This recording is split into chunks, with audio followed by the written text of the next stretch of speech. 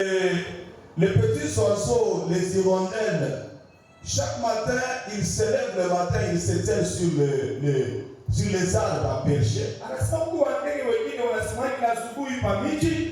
Et là, sur les arbres, ils commencent à chanter parce qu'ils ont vu le soleil se lever. Leur cantique là, ils remercient le Seigneur. Ils louent Dieu parce qu'il leur a donné la journée et la vie. Juste les oiseaux. Le fait seulement de voir la journée apparaître. Ils montent sur des arbres à percher. Ils commencent à louer le Seigneur pour la vie qu'il leur a donnée. Et William Branham dit, c'est ce qui fait que vous n'avez jamais vu un oiseau souffrir de l'hypertension. Il dit, vous ne verrez jamais un oiseau avec des béquilles.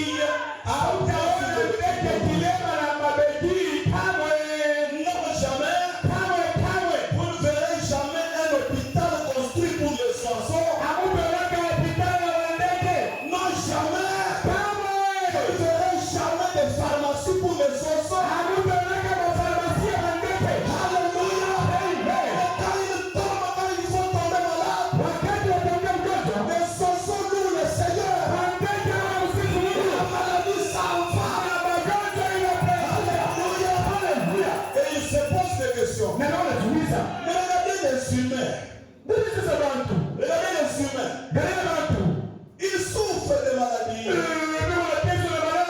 Ils souffrent beaucoup de peine. Qu'est-ce qui se passe? N'ont-ils pas un Père céleste comme les nôtres qui prend soin de nous pour prendre soin d'eux? Alléluia. Les oiseaux qui doivent exalter leur Père céleste plus que le nôtre. Or le Père céleste là, quand il était sur la terre sous la forme de Jésus, il a dit que vous ici, vous valez plus que les oiseaux du ciel. Alléluia. Si votre Père nourrit les oiseaux, s'il peut guérir les oiseaux par les cantiques, manquera-t-il à vous guérir vous aussi? C'est pour vous dire, le Dieu de la guérison, le Dieu de la délivrance, est vivant même ce soir. Et il est présent pour tout celui qui a besoin d'une délivrance, pour celui qui a besoin d'une solution, celui qui a besoin de la guérison. C'est Dieu qui guérit les oiseaux. Dieu qui n'a pas conçu des maternités pour les bêtes, les champs. La maternité, Dieu n'a pas conçu de telles choses. Il n'y a pas de sage-femme pour aider les animaux. Mais seul par la proclamée du Dieu tout-puissant. Regardez. Toutes ces complications qui arrivent aux femmes lors des accouchements. Oh, le sang est terminé, elle est morte. Oh, la matrice est déchirée, elle est morte. Pourquoi ces choses n'arrivent pas aux bêtes de chat? Quel médecin prend soin de ces animaux? Vous savez, l'homme s'éloigne de son Dieu.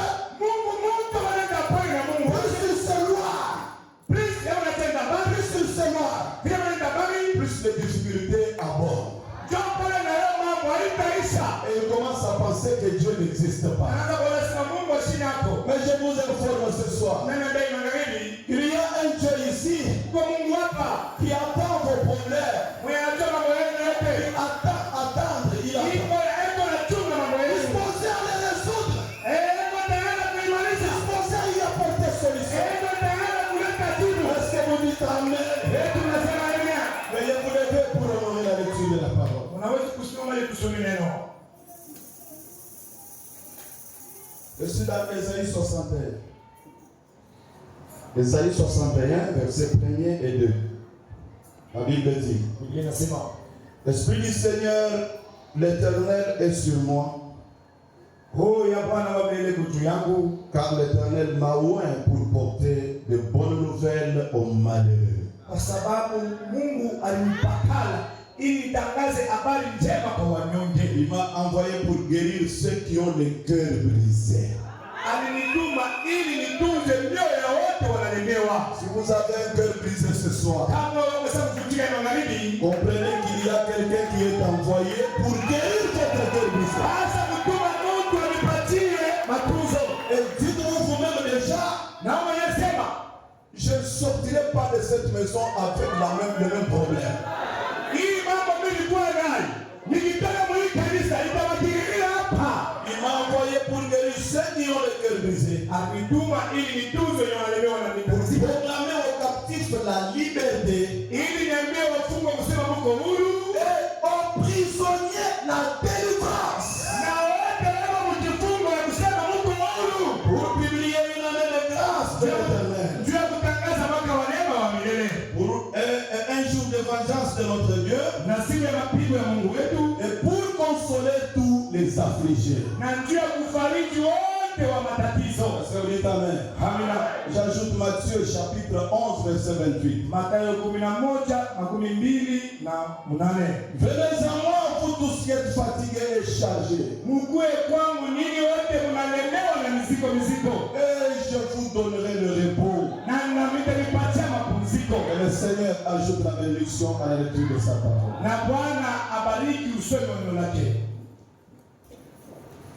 Imana Mungu ishe ina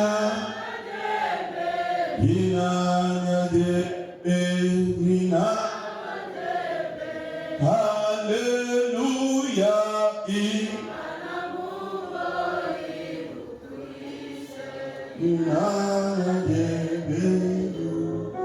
Oh, Yesu akatushe na mulaye.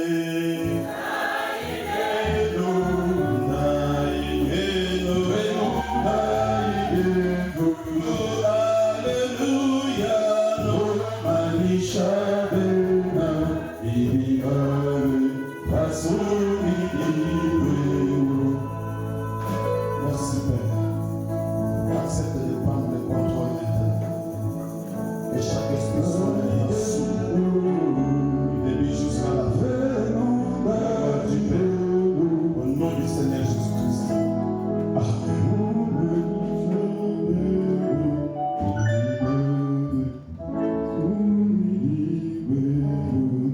Que le Seigneur vous bénisse encore. Je crois que nous sommes en train de parler autour d'un thème. Les portes de prison. Par qui et comment les briser. Je vais juste vous rappeler que l'homme vit dans les prisons, parfois mais sans le savoir.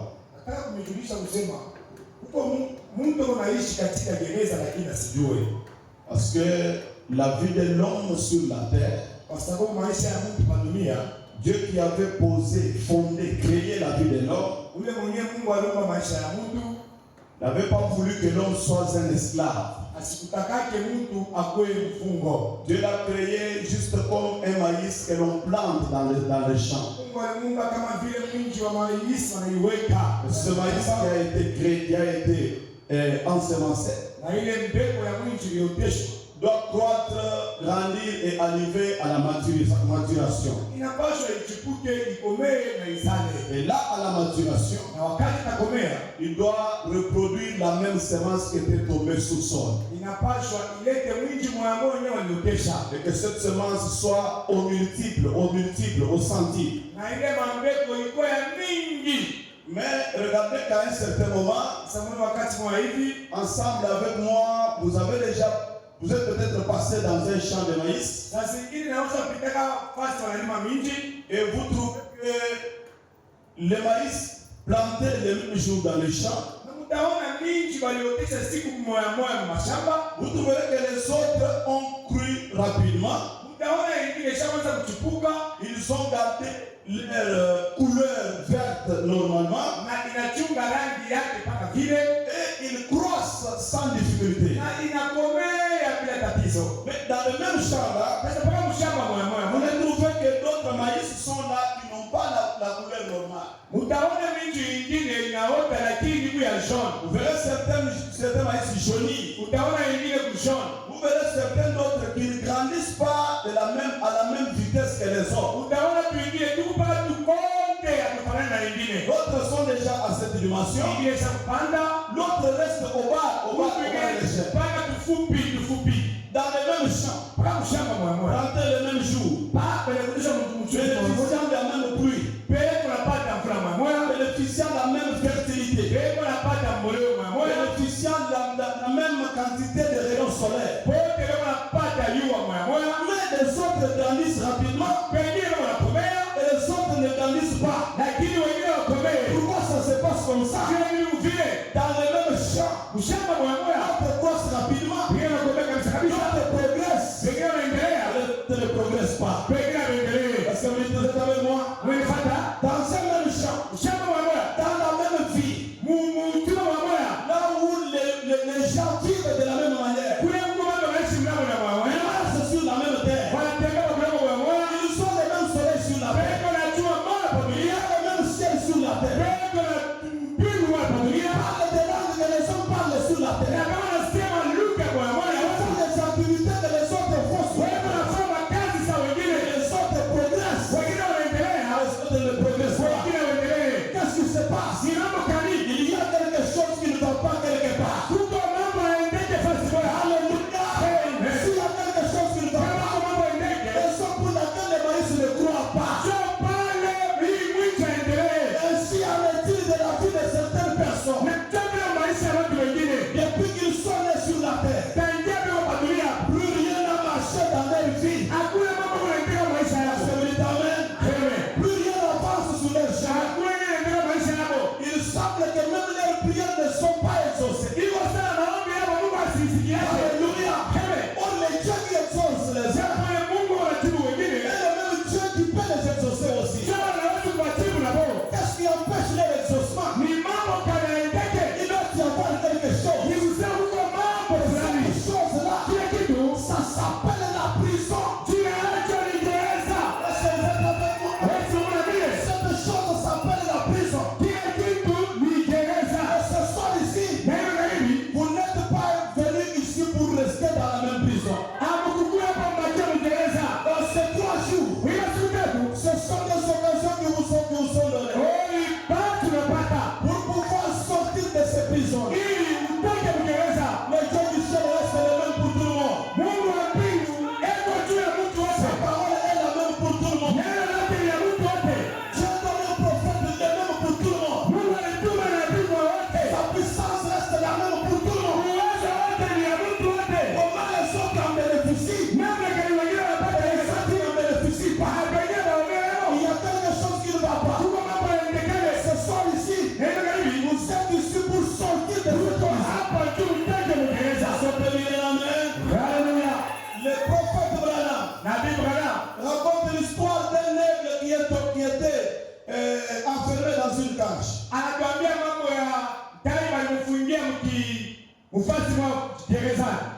Dans une cage. On parle pas de Sangala, mais comme vous avez parlé de quoi? De Gereza, la prison. Alors, il était enfermé là-bas. Il dit que l'aigle n'était pas créé pour vivre dans une cage. C'est un oiseau qui doit vivre dans les hautes altitudes dans les cieux. Il se retrouve à un certain moment enfermé dans une cage. Qu'est-ce qui est arrivé pour cet oiseau-là? L'homme par sa ruse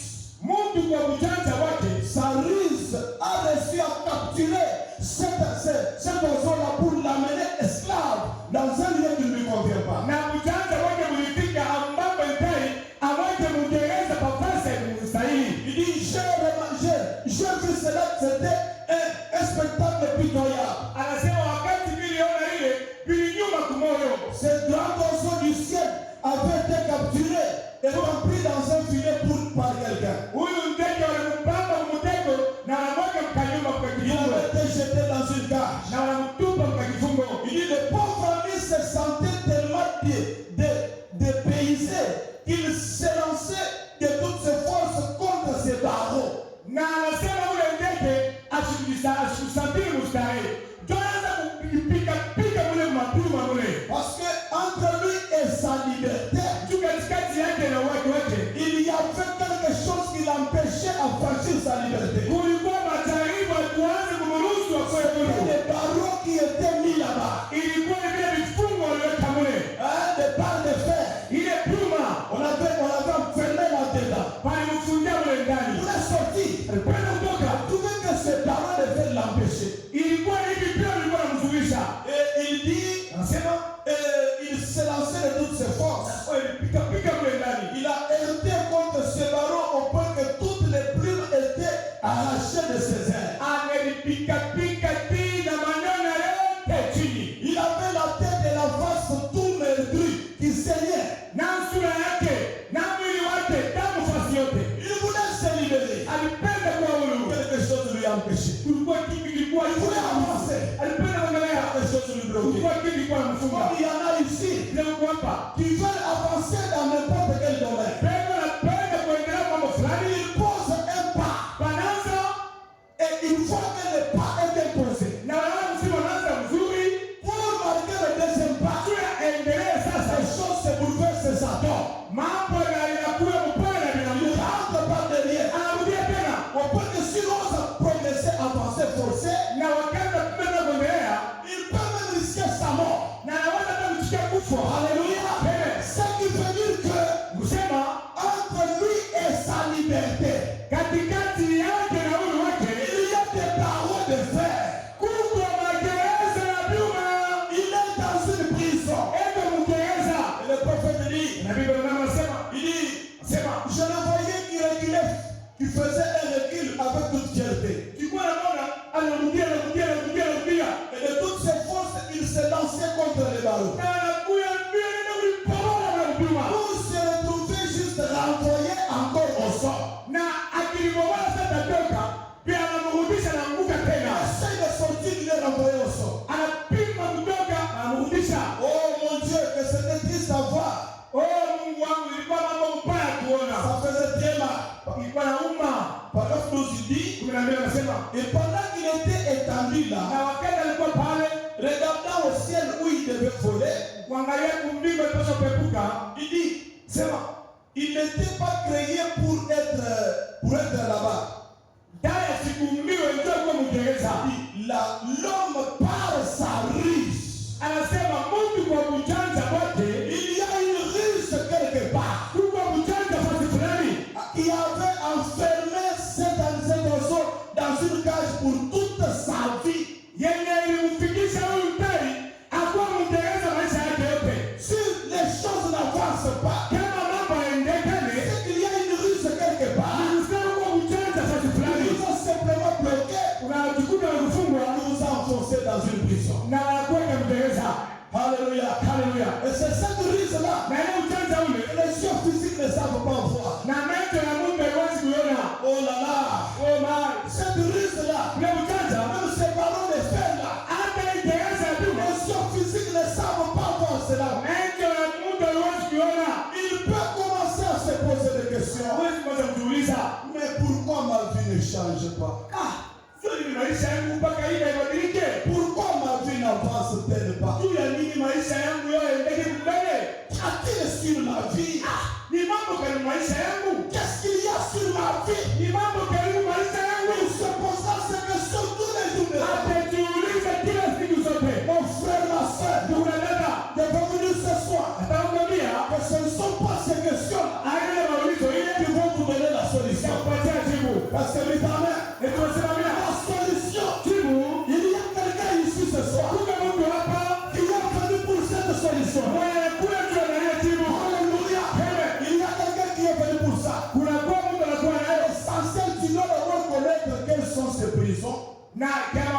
ujue magereza ni nini. Et même ce porte c'est quoi? Na milango yake ni nini. Il y a beaucoup de formes de prison. Kuko vifungo vya pachana magereza. Beaucoup de prisons. Ma prison ya namna ya pachana. Ça va vous dire que la maladie c'est une prison. Wacha niambie, magonjwa ni prison. Toute personne malade Mtu yote mgonjwa doit savoir qu'elle est dans une prison. anapaswa kujua kusema hivyo mkifungo. Si tu es venu malade, Na kama uko mgonjwa, tu ne vas pas rentrer malade. hautakuja mgonjwa. Parce que les portes de cette prison-là Juu milango ile gereza seront brisées ici ce soir. itapasuka hapa inaangalia. Alléluia. Amen. Les infirmités, c'est une prison. Kwamba bulemavu ni gereza. Être infirme, c'est une prison. Kwa kilema ni gereza. Dieu ne vous a pas créé comme cela. Mungu asikukumbe vile. Dieu a créé l'homme avec des yeux pour voir, Mungu aliumba mtu na macho mbili ya kuona. pas avec un seul œil, Haina kuwa licho moja. pas avec l'enfermement. Wala ukipofu. Non. Pana. Être aveugle, c'est une prison. Kwa kipofu ni gereza. La misère, c'est une prison. Mateso ni gereza. Vous savez qu'il y a une différence entre la pauvreté et la misère. Unajua kuna différence entre pauvreté na misère. Un pauvre n'est pas tellement un malheureux. Ule waletaka mnyonge, asina tu mnyonge kabisa. Notre prophète dit qu'un pauvre doit avoir une maison, sa propre maison, un moyen de transport, une belle maison. Un pauvre change les choses de sa maison chaque fois par an. Mushikie ule kwa wanaume anadefiniri pauvre. Asema pauvre, kuwa na nyumba yako, kuwa na motoka yako, vitu vya nyumba ile mpaka vile. Wala ukibadilisha ndio pauvre huyo. Chaque année, Mwaka ijazo na wewe vitu vya sasa. être pauvre ne signifie pas manquer à manger. Pauvre haina unashinda na bukari. Est-ce qu'on est amen? Est-ce que unasema amina? Mais la misère, Sasa misère, ça c'est un démon grave. huyu ndio demo wa masengo. Parce que par la misère, Tukupitia na misère, beaucoup de péchés sont liés à la misère. manzabi mingi kwa mateso. Vous entrez dans une maison, Unaingia mnyumba, vous trouvez que c'est la misère incarnée. unashikana harufu ya kusema vya kweli. Oui, l'odeur de la misère, c'est ça dans la maison. Uko tu kwa mlango unasikia harufu ya mateso. S'il y a un gobelet là-dedans, Kama uko mkopo pale, c'est un gobelet trop sale. ni kamkopo kama uchafu. S'il y a une chaise là-bas, Kama uko kiti, c'est une chaise qui n'a pas droit, qui n'a pas quatre pieds comme ça. ni kakiti kama usopamu kikatambuka. Elle peut avoir un seul pied et les autres ici, ce sont les pieds qui sont suspendus à l'eau. Una hata ufanye system ya mikono tatu ingine mkibumbashi. Oh là là. Oh my. Vous entrez dans une maison, Nina mnyumba, quelqu'un demande même où dormir. mundu analala chini. Un marié avec la femme, Maria na bibi yake. mais il doit étaler le pagne de sa femme pour dormir. Sasa wakitafuta kulala, vikwembe vya mama njomus. Ça, c'est vivre dans une prison. Ili kuishi Uingereza. Est-ce que vous dites amen? Amen.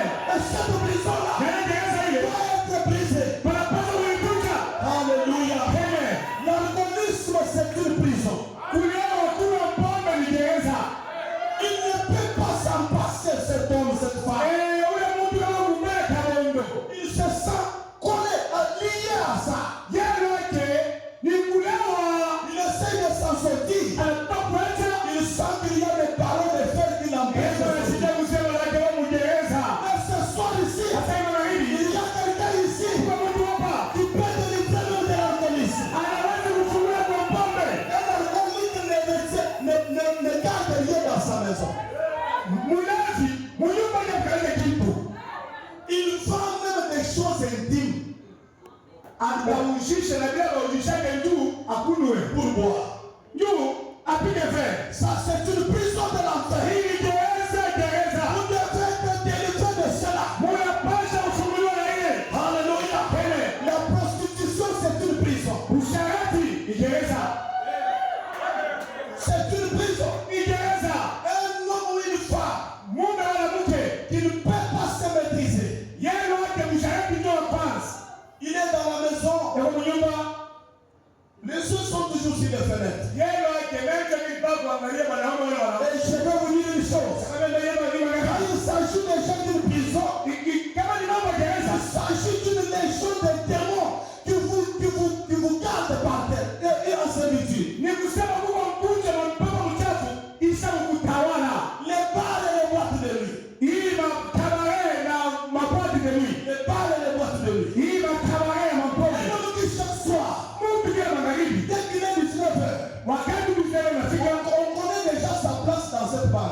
C'est une prison. Vous devez être débarrassé de cela.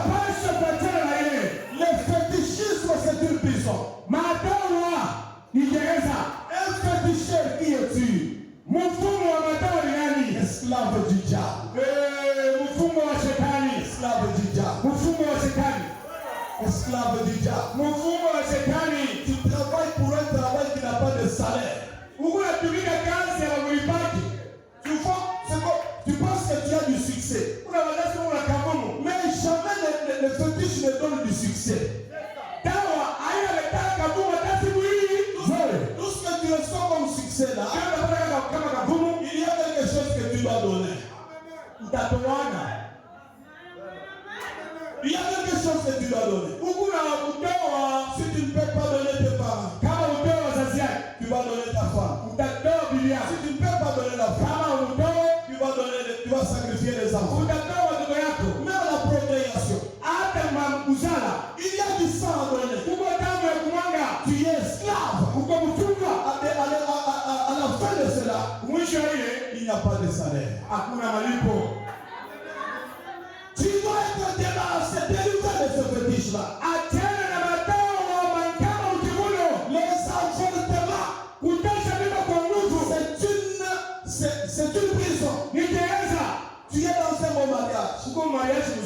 Et chaque année, non, la vie ne doit pas être comme ça. Ça ne doit pas être comme ça. Il y a beaucoup de prisons. La maladie chronique.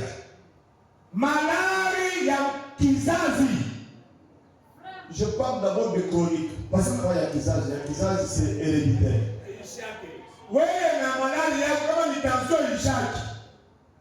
Une maladie qui s'était d'abord chronique, c'est que ça a déjà fait beaucoup d'années.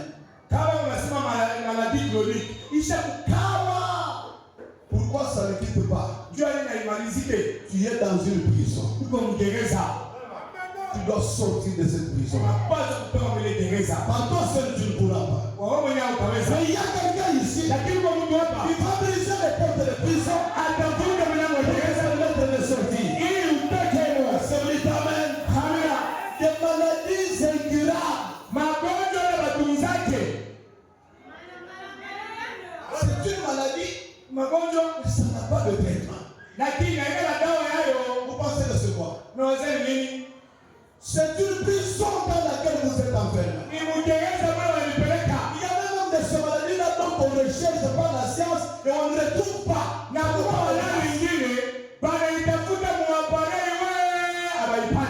dit, mais nous n'avons rien trouvé, tu n'es pas malade. Échographie. Pendant 7 ans, tu es en train de maigrir. Tu es en train de maigrir. Tu es dans une prison. Les maladies héréditaires. Ça, c'est une malédiction. Comment ça doit quitter papa, enfant, petit-fils, 10 générations? Non, ça ne s'arrête pas. Comment? C'est une prison, ma soeur. Vous devez sortir de là. Et vous informer ce soir. Il y a quelqu'un ici qui a brisé ce prison. La surdité. Sournioué. Même un sournioué. La paralysie. Toutes ces choses, ce sont des prisons. On peut les libérer autant. Épilepsie. Ce sont des prisons. Il n'y a qu'une seule personne qui peut enlever ça. Le Seigneur Jésus-Christ. Alléluia. Mais laissez-moi maintenant vous dire, les portes qui vous amènent dans cette prison-là, des portes qui vous amènent là-dedans, il y a 2 fois par lequel quelqu'un peut accéder à une porte de la prison. Vous êtes avec moi? Vous vivez sous la terre. Mais il y a 2 fois qui vous prison. La première fois, c'est une incidence parentale ou ancestrale. Quelque chose que vous n'avez pas fait. Un acte posé par quelqu'un. Avant votre existence. Dans les générations de vos ancêtres et arrière. Quelque chose que vous n'avez pas fait. Qui vous enfonce dans une prison. Sans que vous sachiez de quoi s'agit-il. J'ai toujours utilisé cet exemple ici. Quelqu'un qui a de l'eau à main. Et il passe cette eau. Il la jette comme ça. C'est parti, non? Lui est resté. Quelqu'un qui est devant lui, en train de partir, il sentira seulement qu'il est mouillé.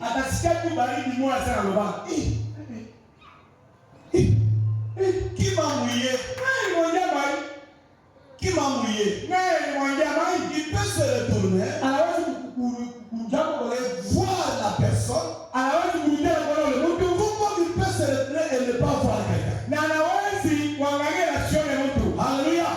Seulement il se sent mouillé. Même les amis sont mouillés. Mais qui m'a mouillé? Il peut voir quelqu'un. Pourquoi il ne peut pas voir? Si c'est une personne de la proche lignée, soit c'est un parent plus proche, ou quelqu'un de plus proche là. Alors il peut voir que tu vois ce que tu as fait, regarde ce que ça nous cause.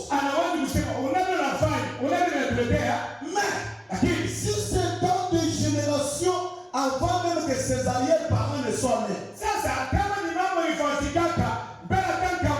il va tourner à gauche à droite, il ne verra personne. D'où me vient cette difficulté? D'où me vient cette difficulté? Il ne verra personne. Alléluia.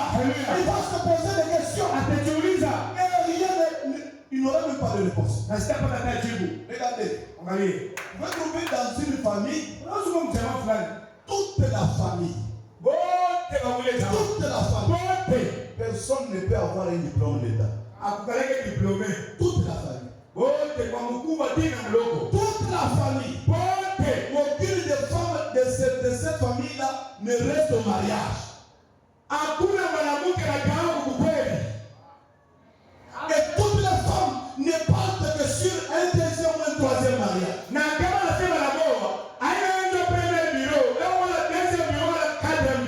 Ça vient comment? Toutes les filles de cette famille-là. Ça, c'est une prison qui provient d'un acte ancestral. Les anciens parents ont commis des choses pour lesquelles Dieu déclare que je juge les iniquités des parents sur leurs enfants et jusqu'à la 4e génération.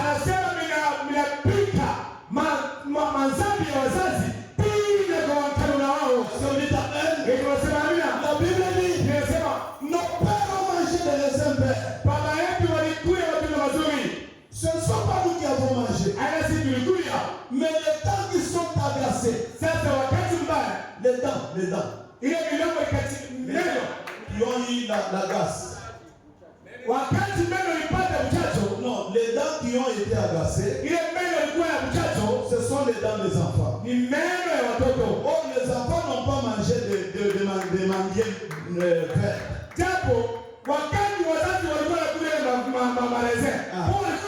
Voilà, nous n'étions pas là.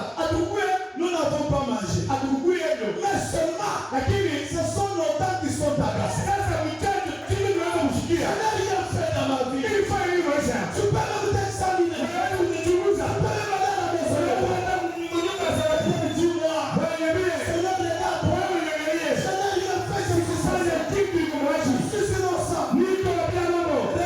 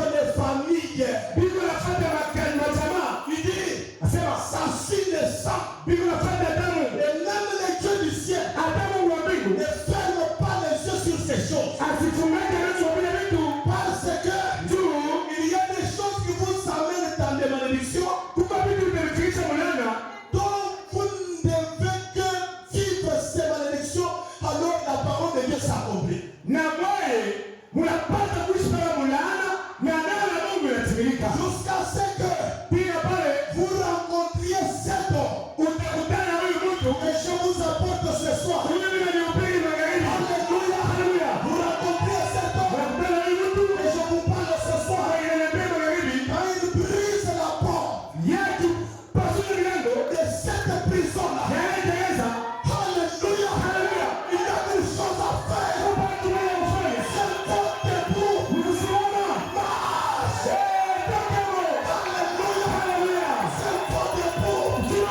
Marche. Car cet homme a brisé la porte de la prison. Est-ce que vous dites amen? Alléluia. Et ça, c'est une maladie héréditaire. Hypertension, diabète familial. Non. Quand je croise le Seigneur Jésus, je sors de cette lumière. Je sors de cette lumière. Je sors de Jésus. Par le baptême du Saint-Esprit. Alléluia. La porte est brisée. Je dois sortir. Alléluia. Hypertension familiale. Il rend les gens les films.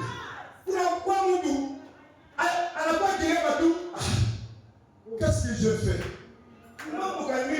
Qu'est-ce que je fais? Je n'ai rien fait. Mais tu n'as rien fait, mais regarde. Non. Il y a longtemps vous avez parlé de cet adage-là en Israël. Nos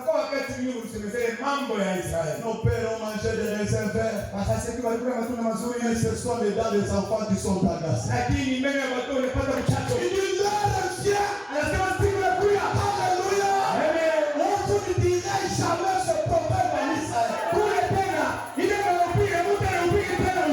Cette heure-là est venue.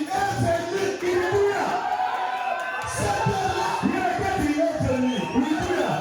C'était quelle heure? C'était l'heure de la nouvelle alliance. Quand Dieu allait enlever l'alliance des sangs des animaux. Le sang de la divinité. Sur le bois du calvaire. Le sang coule. Ce proverbe-là s'arrête. Et Dieu le dit. L'âme du Père tout comme l'âme du Fils. Toutes ces âmes sont à moi. Personne ne mourra à cause des péchés de quelqu'un d'autre. L'âme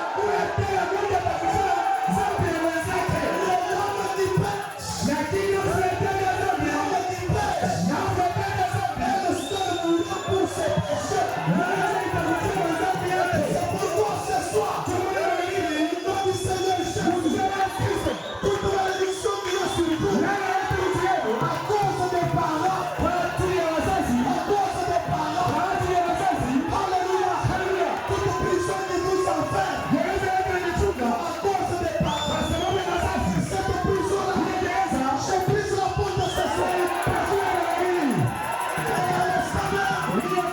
Commencez à sortir. Commencez à sortir. Commencez à sortir.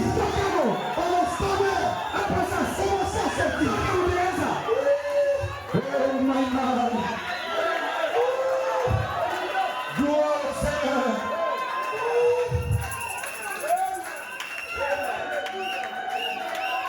Et la Bible dit, une malédiction sans cause. Et nous le savons.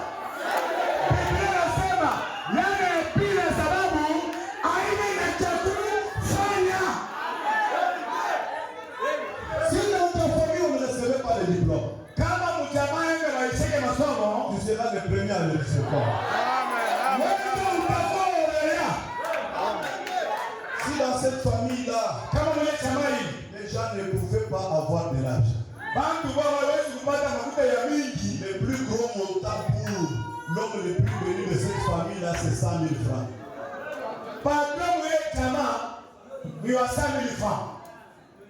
Le patron, en toute cette famille. Yeye alisema mambo ya wengine na 100,000 francs ndio kapitali yake. Un problème de $50. Mambo ya $50 inapatikana hivi. Ukiona marenyo yenyewe ya nini? 140,000 Mtonga ni vitu ni weke chini vitu. Bandu tena wanaanza leo. Nikianza utapata sorti de 7,000. Mpaka mwingeza. Est-ce que vous êtes ici? Moi il faut À part les choses que les parents ont faites, kutosha vingi wazazi walifanya. il y a une deuxième fois que vous savez Pia ingine upeleke mtegeza. cette deuxième fois, Ya pili c'est vous-même. wewe moya. Je prends le même gobelet. Neno mkopo moya moya. Il y a de l'eau là-dedans. Mko moya? N'est-ce pas? Aya pili. Je ne fais pas comme ça. Si mwangie mtu. Mais cette fois-ci, je fais comme ça. Sasa hapa mimi nitupa yulu. Quand ça revient, Ikirudie ça retombe sur moi-même. itakuja mwingine. Itanyamzia kwa mimi. Quand je suis lié, Wakati unabana je suis convaincu najua mambo que c'est par l'acte que moi j'ai posé ni kupitia vile nilifanya. que cette eau est retombée sur moi. Ndio malipo ninapata. Parce que Wewe mfata chacun de nous connaît sa vie. kila mmoja hapa anajua maisha yake. Il y a des choses que vous avez faites vous là. Huko mambo ushakufanyaka wewe. Ils vous ont conduit vers l'une de ces portes là. Inakupeleka mmoja wa gereza. Quelqu'un qui parle voler, Mungu anaenda kuiba. on lui coupe la main avec une machette. Wanamkata mkono na mpanga. Aujourd'hui, il a un bras sans main. Leo ako na mkono lakini haimeana. Voyez, Naona à qui la faute? Lui. kosa ni ya wazazi yake. L'acte qu'il a posé Ile bitu alifanya l'a amené dans cette prison-là. ndio anampeleka mkono kupe. Vous dites amen. Amina. Il y a beaucoup d'actes. Kuna mambo ya mingi, Beaucoup d'actes. ya mingi, Beaucoup. ya mingi, ya mingi. Et même avant que je n'en parle, Hata kama nilisema vous-même vous connaissez déjà. wewe mwenyewe unaweza kuifungua roho Il y yako. a déjà un point d'interrogation dans votre cœur. Unaweza kujiuliza C'est que cette chose, hivi c'est nilifanyaka. cette manière. Tupo ile kwa hivi leo. Tu connais. Ushakujua. Tu connais. Ushakujua. Mais nous sommes venus pour t'aider. Sasa tunakuwa kusaidia. Sortir de ces choses. Toka mbele vitu. Parce que Dieu, il y a quelqu'un. Kwa mtu, Même si ce sont vos actes personnels, hata kama ni matendo wewe mwenyewe ulifanya. là où tu pouvais être condamné, Kule waliweza kuhukumu. lui s'est donné en condamnation pour toi. Yeye anasema mimi nijipeleka kwa nafasi yake. Écoutez-moi. Munifate. Beaucoup de gens savent.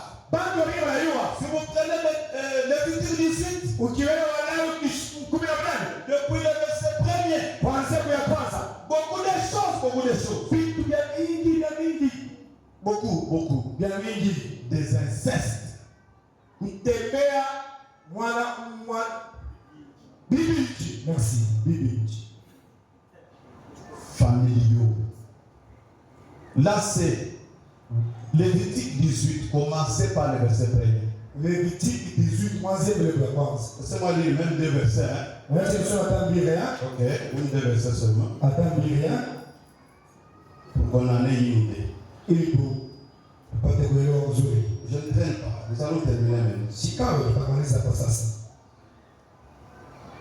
Lévitique, il est là. Lévitique yewe.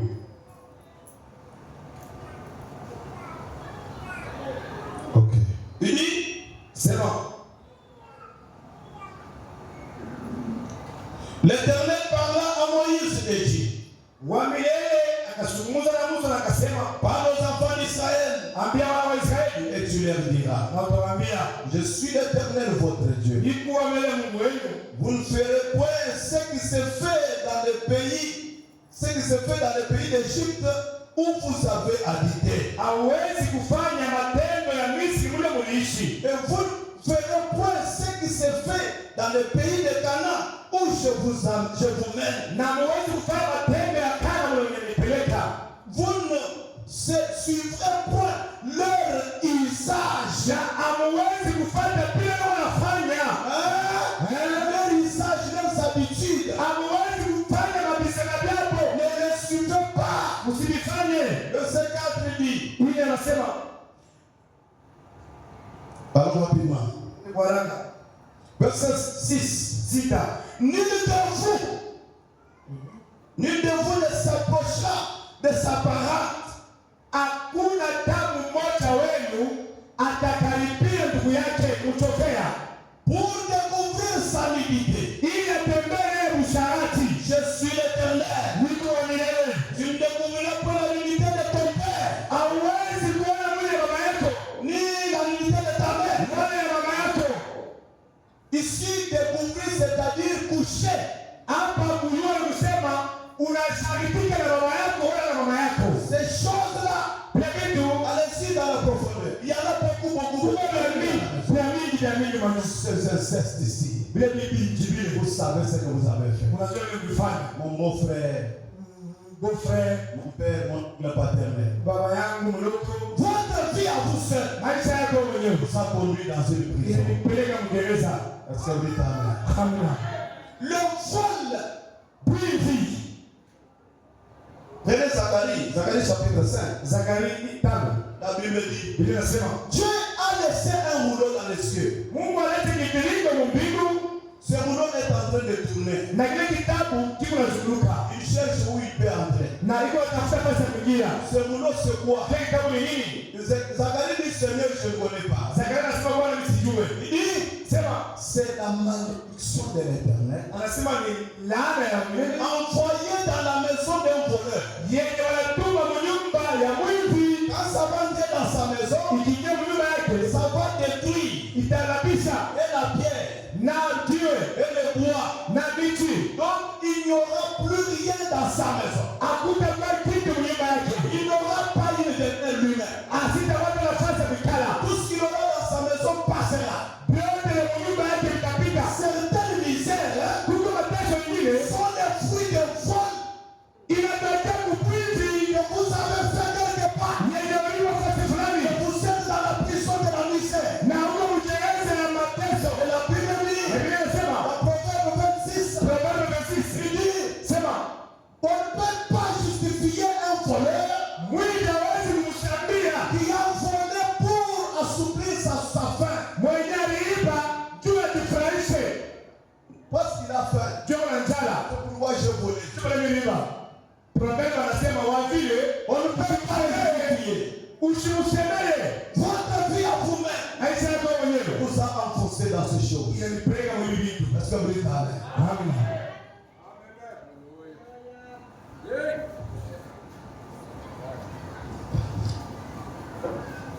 Mes frères et sœurs, il y a beaucoup de choses. Laissez-moi vous énumérer quelques-unes. Le meurtre et les assassinats.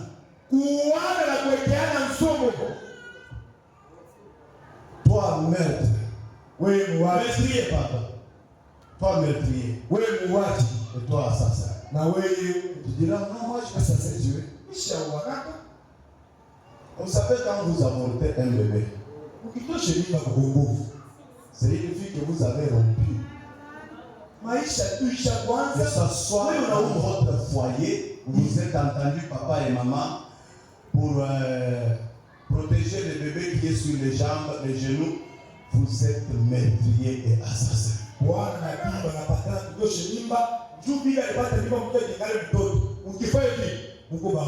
Le sang de cet enfant-là grille comme le sang d'Abel.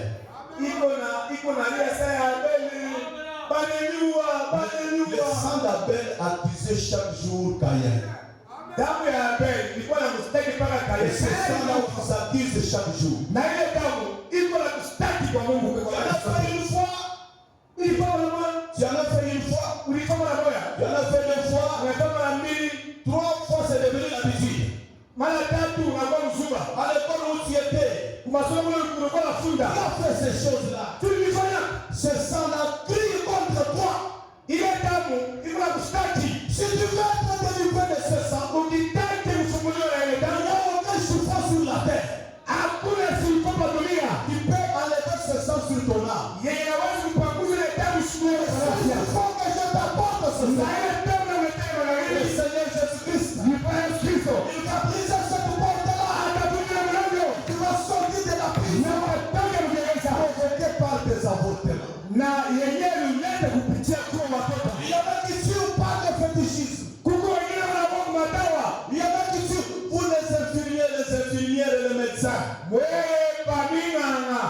Vous recevez l'argent pour arrêter la vie d'un bébé. La Bible dit dans Deutéronome 27, petit seulement qui perçoit l'argent dans la cachette pour verser le sang innocent. Cette malédiction-là est sur dans ton domaine. Alléluia. C'est la t'emmener dans cette prison où tu ne peux rien maîtriser dans la mer. Ce soir ici, je vous amène quelqu'un qui va briser les portes. Alléluia. Alléluia. Oh my God. Vous savez qu'il y a quelque chose que je vais vous dire ici. Les viols et la fornication. Wanabisha watoto wanamuke wenyewe na kutembea usharati wakati wanaenda mtoa. La Bible dit, Biblia inasema celui qui va faire ça chez une vierge, ule atarabisha bikira wa mwenyewe, il dit, il doit l'épouser. Biblia inasema atambeba paka vile, L'épouser. atamoa paka vile. Et il ajoute qu'il doit d'abord donner 50 cycles d'argent. Na Biblia inasema anapaswa kuleta mbele makuta ya mingi. Et après il doit l'épouser. Na kisha anamoa. Tu payes les amendes. Unalipa maamani. Et puis tu l'épouses. Kisha unamoa. Et quand il vient à la maison, Kwa nyumba tu n'as pas le droit de la répudier. Chiwewe ni mwanabishi. Hauwezi kumwandama. Tu n'as pas le droit de la répudier. Et le grand prophète de cette génération. Pourquoi nous ne sommes pas une dénomination? Il vient renforcer les vices. Il dit, vous ne pouvez pas la répudier. Même si elle devenait prostituée dans ta maison. La parole est dure, mais c'est la parole. Maintenant,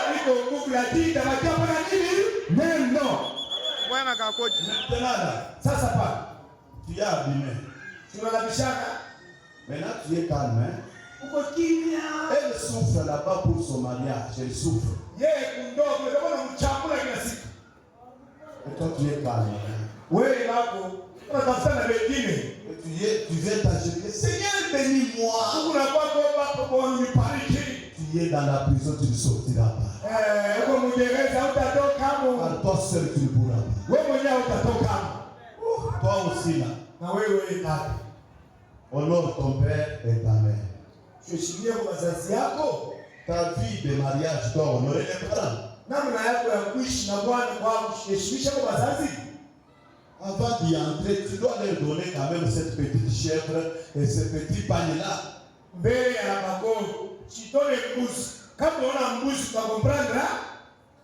Et les pagnes. Maintenant, tu as laissé ça au marché de la Kenya. Tu es au mariage, les parents, non, maman n'a pas porté ce pagne-là.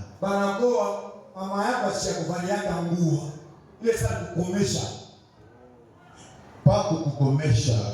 Les pagnes, c'est parce qu'elle t'a mis au monde.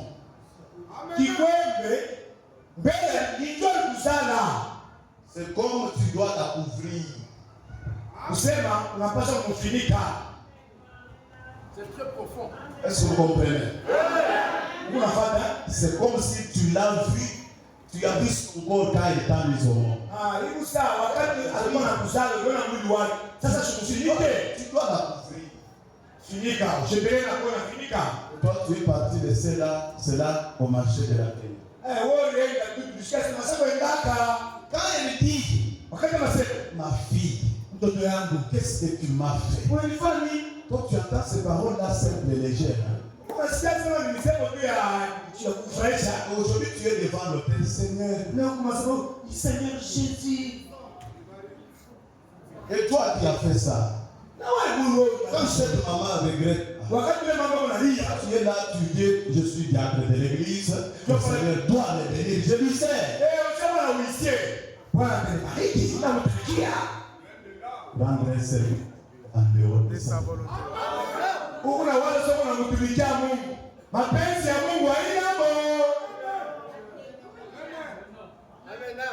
Et tu penses que ça passe seulement comme ça.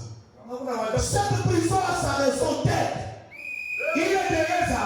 Il y a quoi il dans la femme dans la maison. Et vous n'avez pas le temps de négocier ça.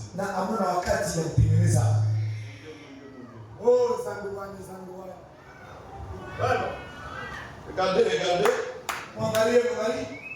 Irrévérence aux personnes importantes.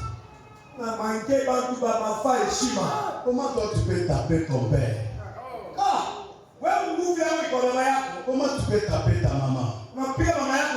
Comment tu peux te mettre en face de ta mère et lui dire pourquoi tu m'as enfanté? Non. Pourquoi tu m'as conçu?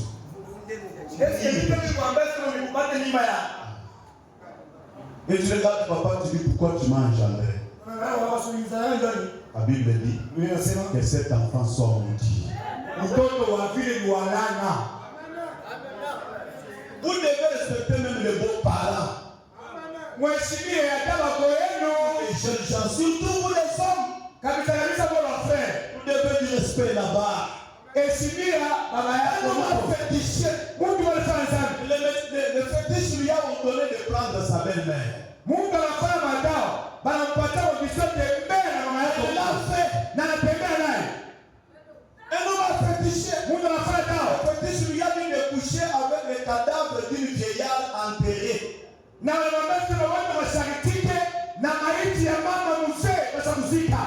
a suivi le cadavre.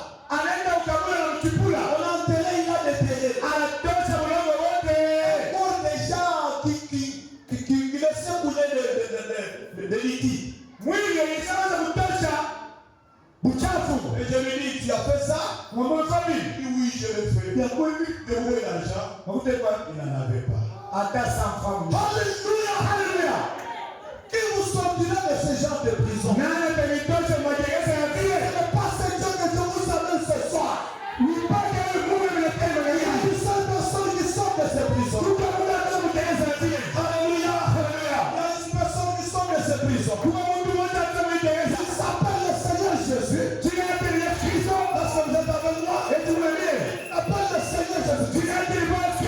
Écoutez, vous allez le chercher ici, il n'est pas là, hein? Vous allez chercher Jésus ici. Laissez-moi vous dire.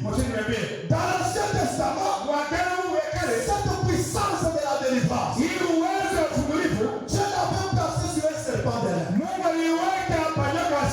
Un serpent qui n'avait pas d'âme. Un serpent qui n'avait pas de main pour épouler. Il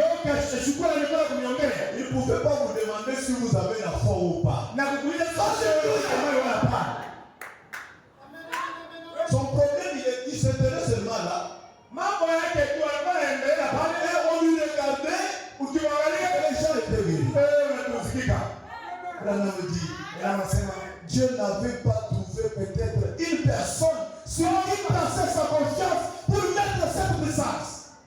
Quand tu mets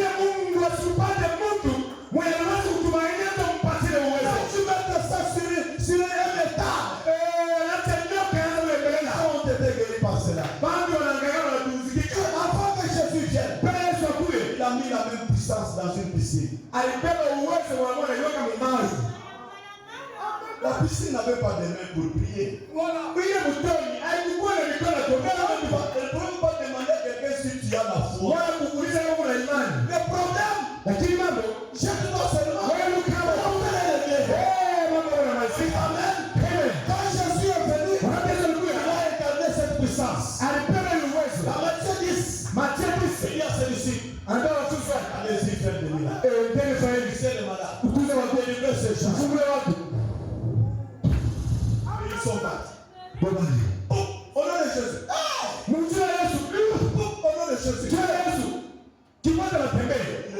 se réjouissait. Et quand Jésus est parti, la puissance là s'appelle le baptême du Saint-Esprit. C'est dans les hommes. La Bible dit, au temps de la fin ici, toute la nature ici est en train de gémir. Vous pleurez, vous avez des problèmes. Qu'est-ce que vous attendez? La Bible dit, La manifestation des fils de Dieu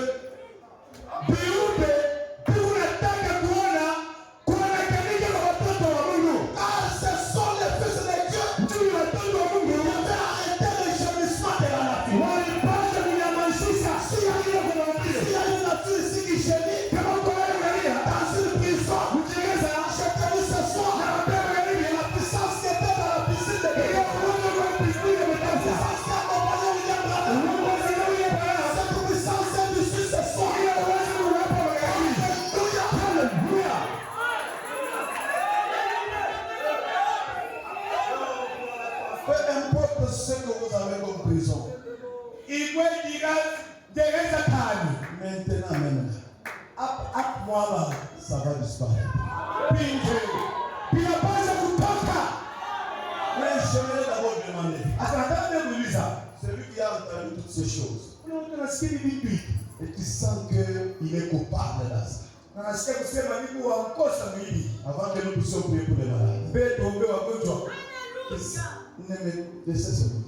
qui sent qu'il est coupable dans ces choses. Il veut donner son âme à Christ. Pour que Christ vous sorte de toutes ces choses. Qui sent que ça c'est la vérité. Il n'y a nulle part où je peux trouver la paix sans Jésus.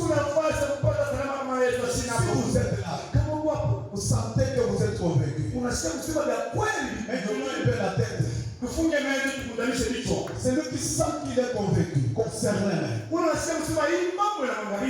donner son âme à Christ ce soir. Pour qu'il soit délivré de ces choses. Si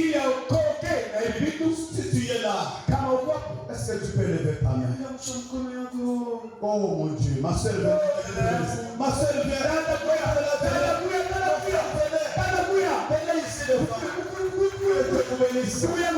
Que Dieu bénisse ma soeur. Ma soeur, que Dieu te bénisse aussi.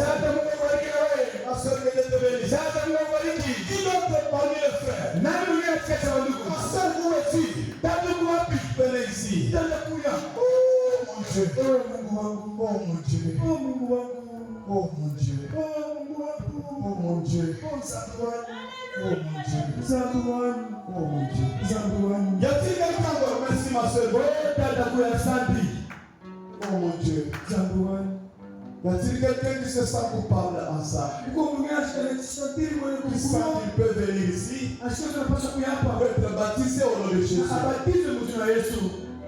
Est-ce que tu es là? Y a-t-il quelqu'un ici?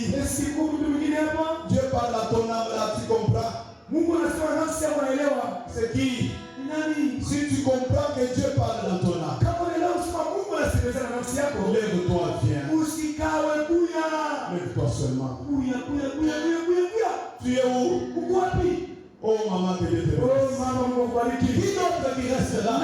Qui d'autre qui reste là? Qui sent qu'il est coupable dans ces choses? Que Dieu peut délivrer son âme à ces choses. Coupable dans ces choses. Coupable dans ces choses. Levez-vous, Dieu est prêt à enlever ses sangs sur votre âme. Oh mon Dieu, oh mon Dieu. Où est l'autre qui reste? Y a-t-il quelqu'un qui reste encore? Oh mon Dieu. Oh Seigneur. Ton cœur là te dit de monter. Mais quelque chose te dit de ne pas monter. C'est lui qui te dit de ne pas monter. Les jours suivants, il va se moquer de toi. Mais si tu venais, Dieu prendra soin de toi. Dès aujourd'hui, jusqu'à la fin. Où es-tu mon frère? Où es-tu? Où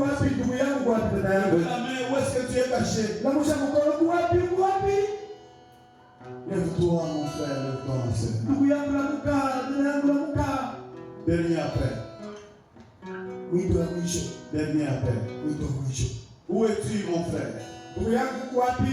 Toi, c'est toi la dernière personne. Wewe ndio mtu wa mwisho. Lève-toi. Simama. Lève-toi. Usikawe kunya. Où es-tu? Uko wapi? Dieu attend cette dernière personne. Mungu anachunga yule mtu wa mwisho. Où est cette dernière personne? Wewe mtu wa mwisho wapi? Oh mon Dieu. Oh, Yesu. Merci Seigneur. Asante Bwana. J'appelle les serviteurs de Dieu. Merci maman, que Dieu te bénisse. Asante mama, Mungu akubariki. En tout cas. Oh, wewe ni mwana wa Oh, mon jeune garçon que Dieu. frère wangu, Mungu akubariki. En tout cas. Oh, en tout cas. Oh. Mais pendant qu'on va commencer à prier. Hata tunaanza kuomba. Si tu sens ton cœur te pousser à venir. Ukishukie moyo unataka panda mbele. Seulement ne résiste pas. La Mungu adulu wako kule usikawe. Seulement ne résiste pas. Usikawe kawe. Ce pasteur venait prier.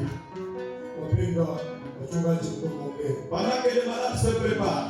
Wakati wagonjwa wanatayarisha. Tout celui qui est malade se prépare.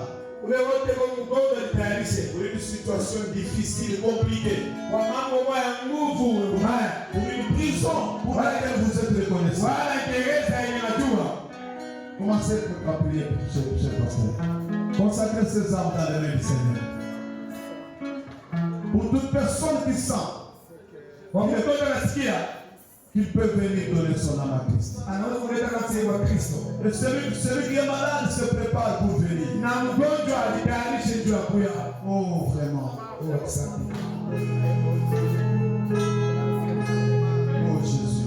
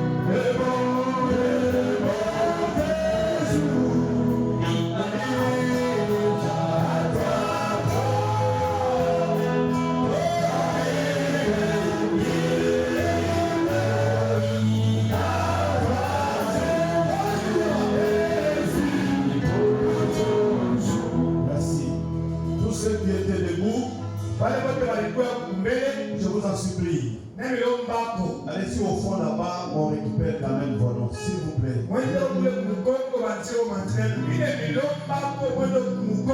Devant cette petite cabine-là, on vous reçoit. Allez-y, s'il vous plaît. Devant cette petite cabine-là, ne sortez pas dehors, allez-y, allez-y. Maintenant, celui qui est malade, il y a un problème difficile. Peu importe ce que c'est. Maladie chronique, besoin de la maternité, n'importe quoi, paralysie, paralysie. Tout ce que vous avez comme problème, est-ce que vous pouvez vous lever? C'est lui qui a besoin de Dieu pour sa guérison. Venez ici devant. C'est lui qui a besoin de la prière. Oh Seigneur.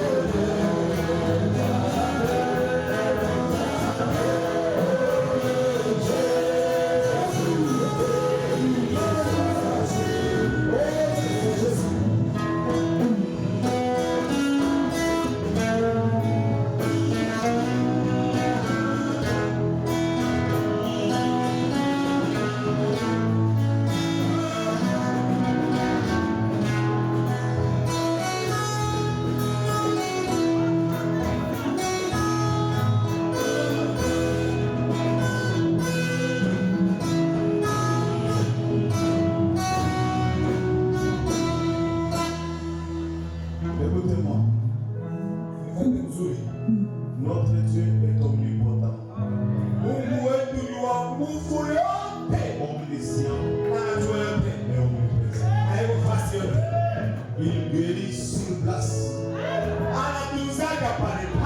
Il change de situation sur place.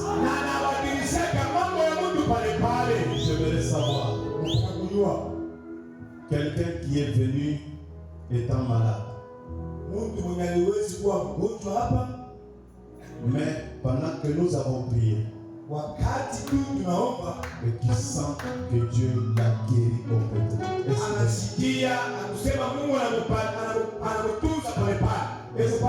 Si vous êtes là, levez la main. Celui qui a palpé la guérison sur place. Si vous êtes là, levez la main, n'ayez pas honte.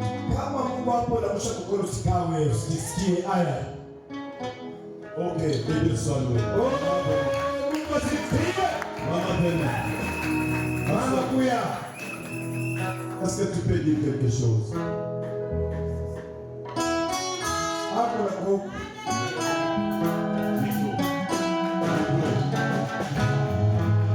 Oh, Seigneur.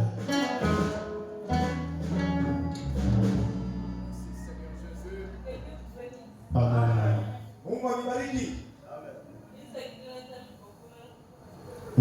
Mimi nashukuru Mungu kwa sababu mbele yenu.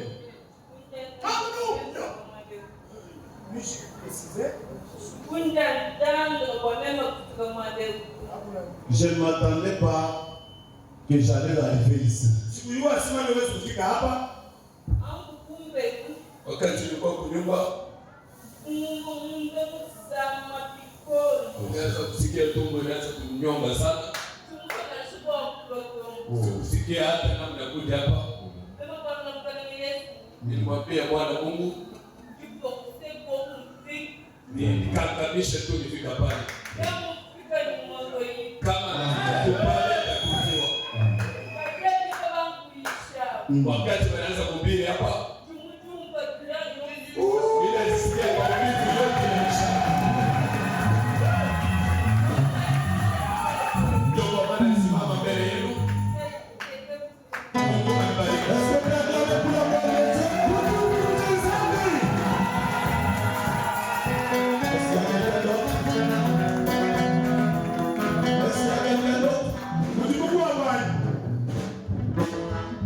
Écoutez, ça, c'est la preuve que votre maladie là est aussi partie. C'est la preuve que ton problème là a une solution. Vous êtes venus tous comme une grande montagne. Mais nous avons la commission de dire à la montagne de s'élever et de se jeter dans la mer. Par cette ordonnance-là, un brin de sable vient de quitter la montagne. C'est la preuve que toute la montagne va se jeter dans la mer. Aujourd'hui, c'est le début du commencement. Soyez là nombreux demain. Et le Seigneur sera au rendez-vous. Je souhaiterais qu'à la fin, on vous donne, on a les invitations. Oui, on vous donne quand même les invitations. Vous allez aussi donner aux autres.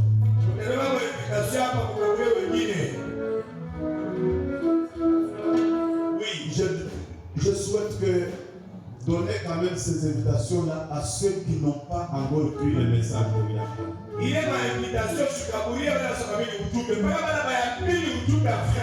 Faites-le vraiment. Oui, si vous prenez déjà les invitations, oh, je prends la place du président. Prenez déjà les invitations. Que le Seigneur vous bénisse.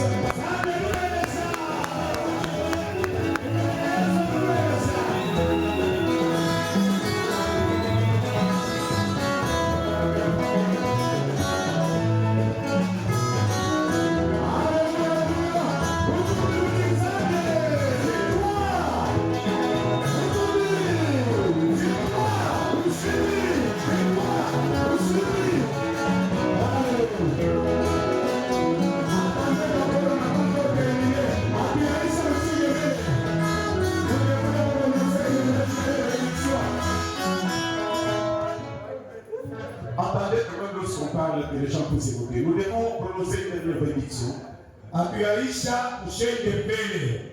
Avant qu'on fasse quoi que ce soit grâce étonnante, que tous les membres puissent